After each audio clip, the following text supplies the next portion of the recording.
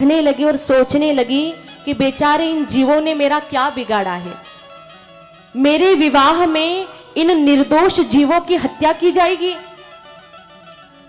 यह तो बहुत बड़ा पाप है। किसी भी जीव को मारना, किसी जीव की हत्या करना बहुत बड़ा अपराध है। जीव हत्या कभी नहीं करना। तो शबरी जी उन पशुओं को देख करके सोचती है कि कैसे इनको बचाऊं। भयंकर पाप लगेगा, कैसे भी हो इनकी रक्षा करनी है, इनको मरने नहीं दूंगी मैं। और उपाय उन्होंने ढूंढ लिया कि अगर मैं विवाह ही नहीं करूंगी तो इन पशुओं की हत्या नहीं होगी, ये जीव बच जाएंगे। धन्य है माता शबरी, वह भाग गई वहां से उन जीवों को बचाने के लिए। आधी रात में वहां से भागी, घने जंगल में चली गई।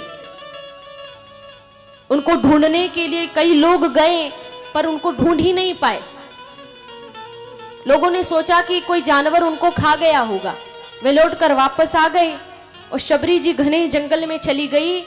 वहां मतंग ऋषि का आश्रम था।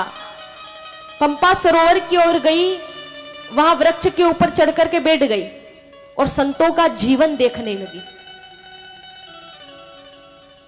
संतों का जीवन देख करके उनको बहुत आनंद मिला। मन में आया कि मैं भी संतों की सेवा करूं, कितना दिव्य जीवन ये महात्मा लोग जीते हैं। तो शबरी जी सेवा करती। सेवा भी कौन सी? वहां जो महात्मा लोग रहते थे वे लोग रोज जल्दी उठ करके स्नान करने के लिए जाते थे पंपा सरोवर की ओर।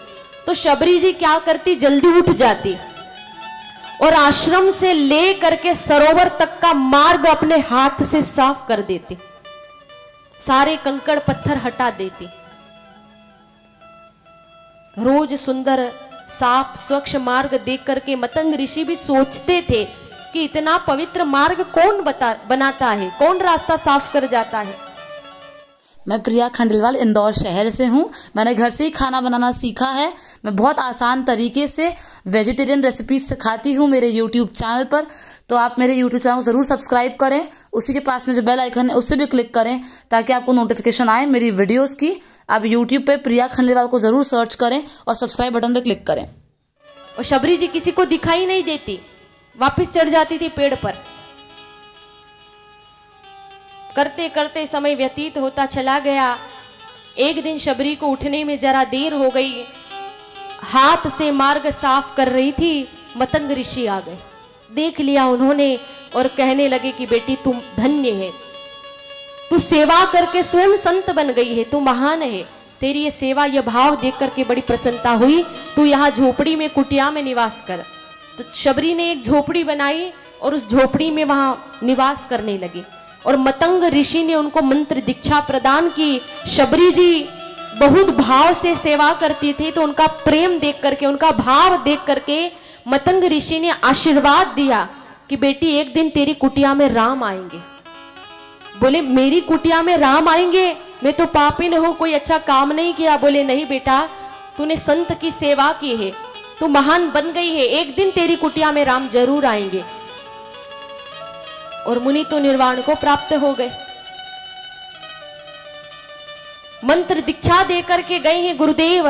तो शबरी जी को उस मंत्र पर दृढ़ विश्वास, और यही तो है गुरु ने हमें जो मंत्र दिया है उस मंत्र पर हमें अटूट विश्वास होना चाहिए, श्रद्धा होनी चाहिए। शबरी जी उस मंत्र का जाप करती है। उनकी आयु व्यतीत होती जा रही है, बुढ़ापा आ गया है, लेकिन रोज भगवान की प्रतीक्षा करती है, रास्ता साफ करती है। इस मार्ग से प्रभु आएंगे, कहीं पैर में कंकड़ न लग जाए, पत्थर न लग जाए। फूलों से मार्ग सजा देती है। मन में जाकर के भगवान के भोग के लिए सुंदर सुंदर बेरों को चुन चुन करके लाती है प्रभु के लिए। मेरे प्रभु आएंगे तो बेर खिलाऊंगी, बड़ा सुंदर भाव है। और जंगल में ढूंढती है अपने प्रभु श्री राम को भाव विभोर हो करके। बार बार मैं वन में ढूंढूं कब आओगे राम, बार बार मैं वन में ढूंढूं कब कब आओगे राम, दर्श बिना मोहे चैन न आए राम, दर्श बिना मोहे चैन न आए राम। बार बार मैं वन में ढूंढूं कब आओगे राम, बार बार मैं वन में ढूंढूं कब आओगे राम, दर्श बिना मोहे चैन न आए राम, दर्श बिना मोहे चैन न आए राम। सभी गाइए ताली की सेवा करते हुए। जय श्री राम। जय हो।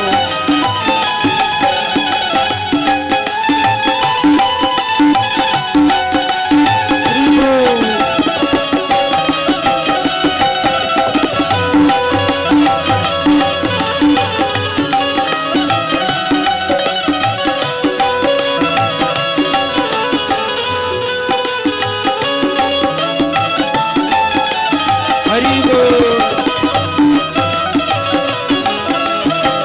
जय श्री राम।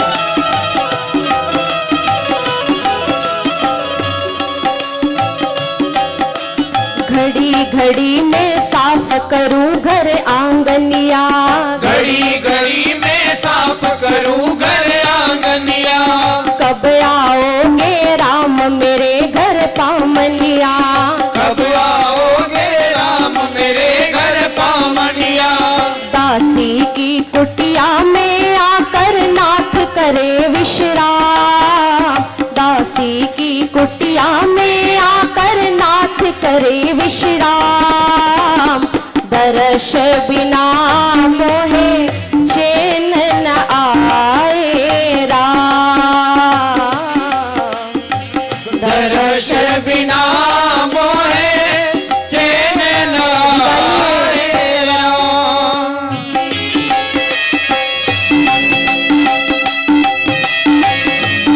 हरि बोल।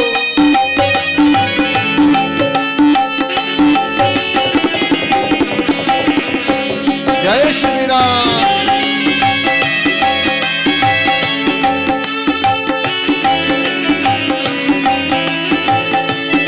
जय हो।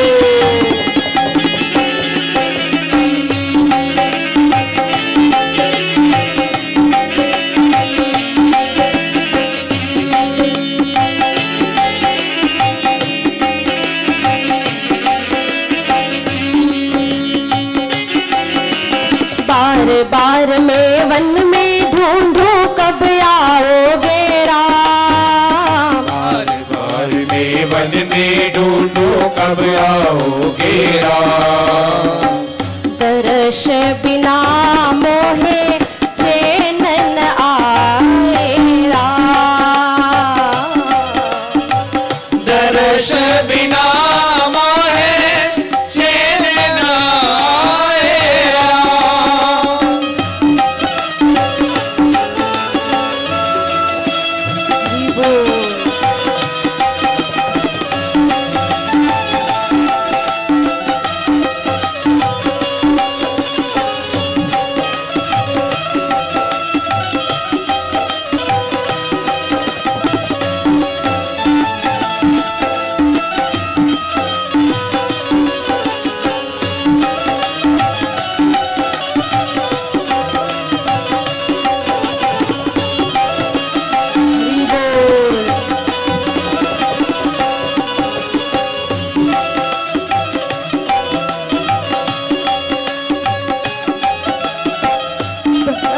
बिना मोहे चैन न आए राम, दर्श बिना मोहे चैन न आए राम,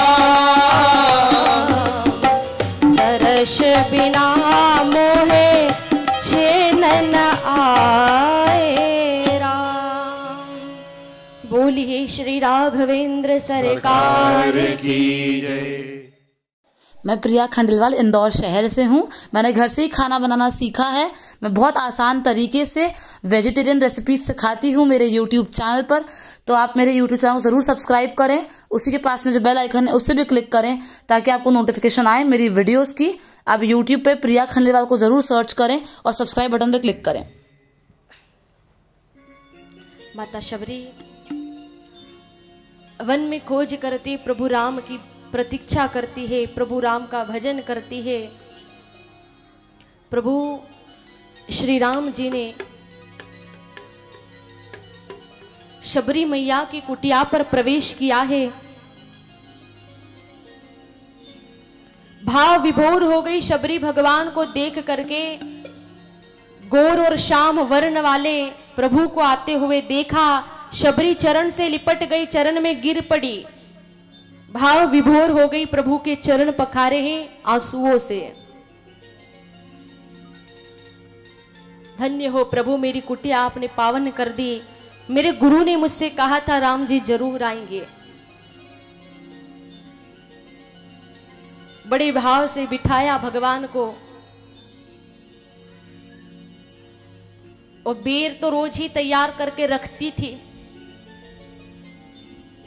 देखिए, भक्त जब प्रतीक्षा करता है तो भगवान जरूर अपने उस भक्त की लाज रखते हैं। शबरी को प्रतीक्षा थी भगवान की और रोज तैयारी करती थी कि एक न एक दिन मेरे प्रभु जरूर आएंगे।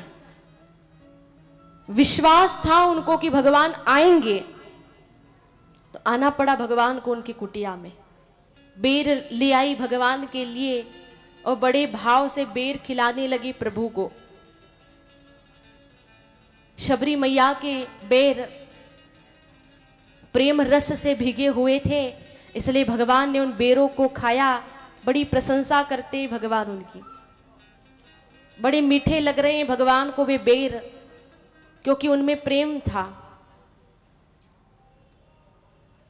बड़े भाव से शबरी मैया ने भगवान को बेर खिलाए हैं और प्रभु से कहती है, प्रभु मैं आपकी क्या स्तुति करूं, मैं तो अधम हूँ, जड़मती हूँ।